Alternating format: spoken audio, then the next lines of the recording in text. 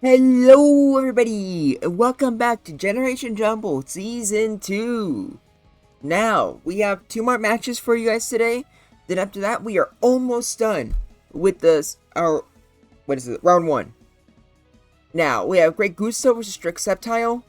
These two, whoever wins will be facing Zack and Theus. And these two has also just been annoying because the two of them have a 12-hour time zone difference, but they managed to make it work. So I'm very glad. And I'm excited to see how this match is going to go. So let's just get right into it, I say. Starting with Weak Galvantula versus Weed Alakazam. Galvantula is already going to be off to a good start here, paralyzing the Zam and then going for Bug Bite, getting the crit, getting the Oko, after I was just saying bad things about Galvantula earlier. Oh boy.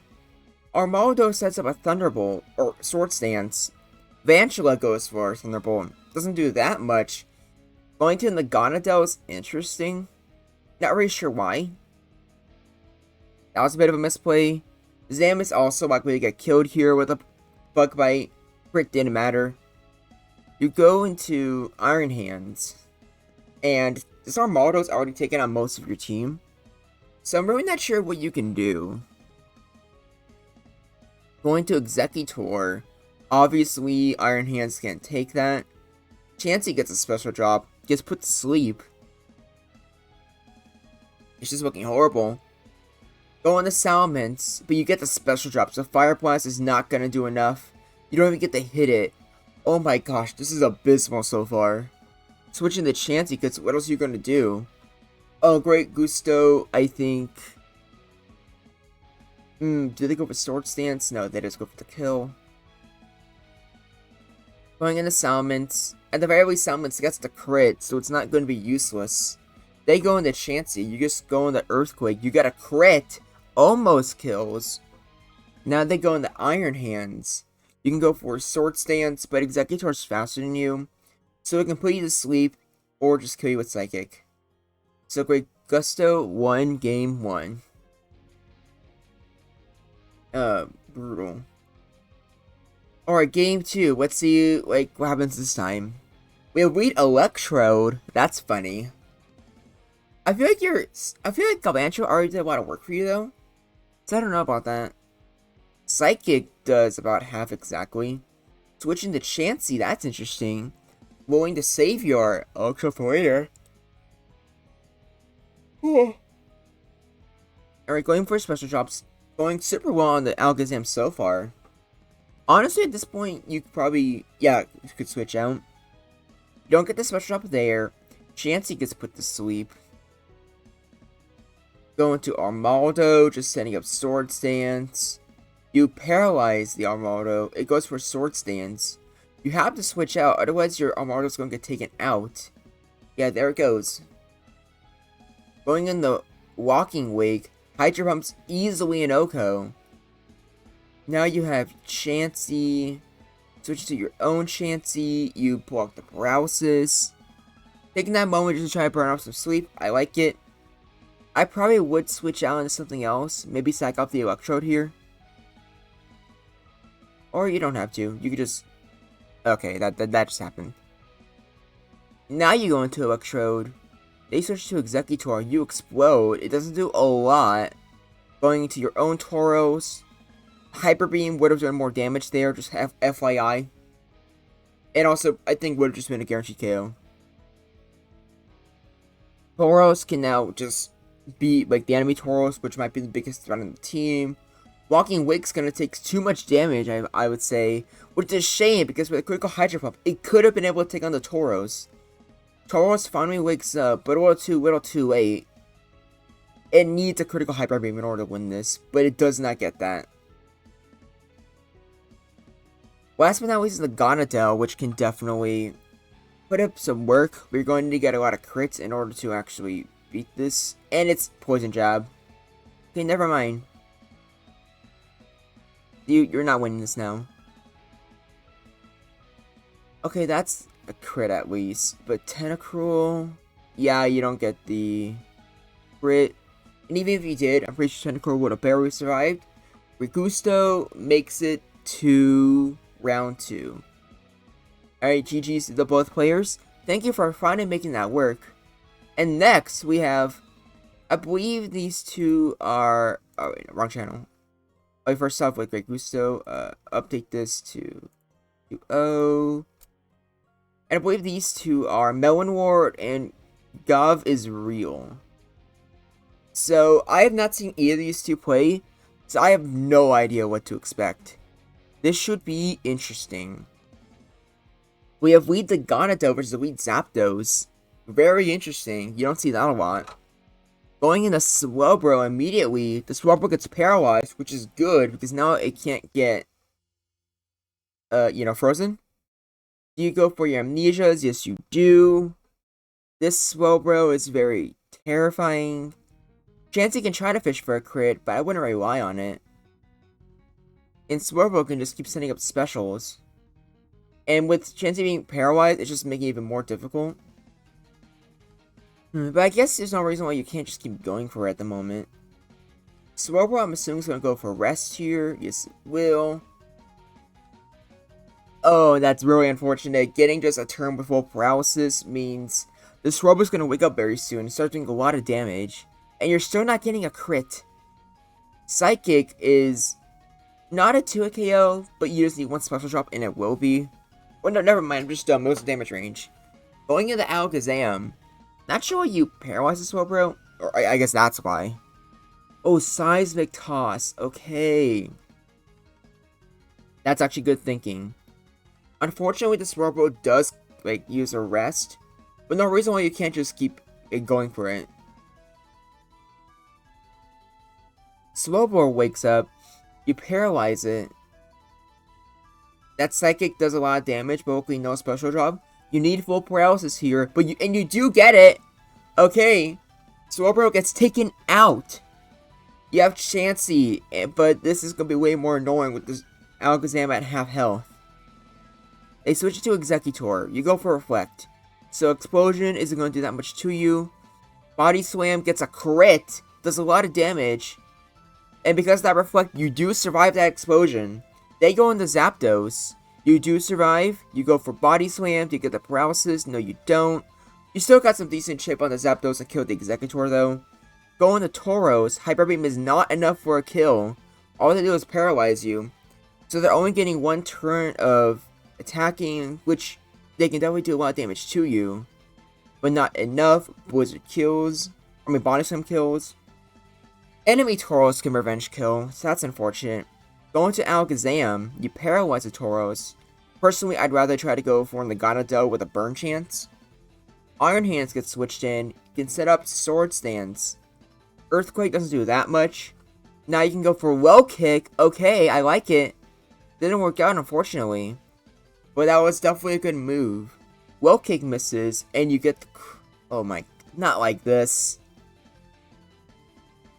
Going into Gonadel, you revenge kill.